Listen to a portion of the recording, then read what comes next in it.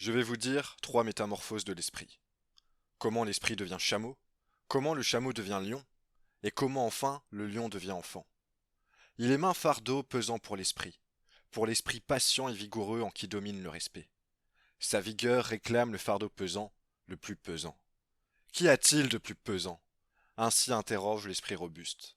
Dites-le, ô héros, afin que je le charge sur moi et que ma force se réjouisse. N'est-ce pas cela? S'humilier pour faire souffrir son orgueil, faire luire sa folie pour tourner en dérision sa sagesse. Ou bien est-ce cela, déserter une cause au moment où elle célèbre sa victoire, monter sur de hautes montagnes pour tenter le tentateur. Ou bien est-ce cela, se nourrir des glands et de l'herbe de la connaissance, et souffrir la faim dans son âme pour l'amour de la vérité. Ou bien est-ce cela, être malade et renvoyer les consolateurs, se lier d'amitié avec des sourds qui m'entendent jamais ce que tu veux.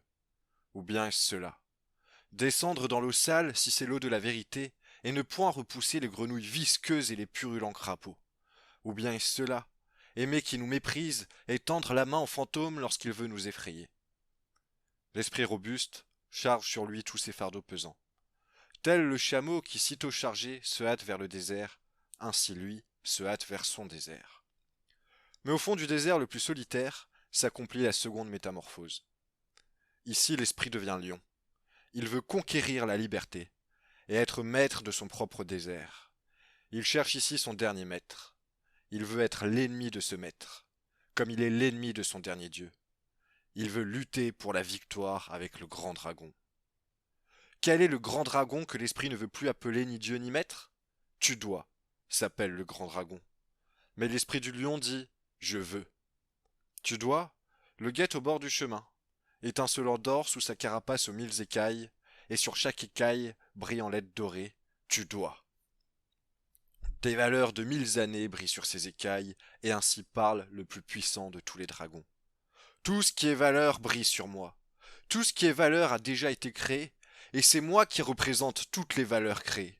En vérité, il ne doit plus y avoir de je veux. Ainsi parle le dragon. Mes frères, pourquoi est-il besoin du lion de l'esprit? La bête robuste qui s'abstient et qui est respectueuse ne suffit-elle pas? Créer des nouvelles valeurs, le lion même ne le peut pas encore. Mais se rendre libre, pour la création nouvelle, c'est ce que peut la puissance du lion. Se faire libre, opposer une divine négation, même au devoir. Telle, mes frères, est la tâche où il est besoin du lion. Conquérir le droit de créer des valeurs nouvelles, c'est la plus terrible conquête pour un esprit patient et respectueux. En vérité, c'est là un acte féroce, pour lui, et le fait d'une bête de proie. Il aimait jadis le tudois, comme son bien le plus sacré.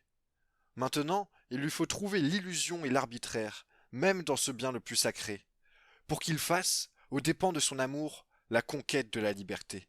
Il faut un lion pour un pareil rapt. Mais, dites-moi, mes frères, que peut faire l'enfant que le lion ne pouvait faire? Pourquoi faut-il que le lion ravisseur devienne enfant?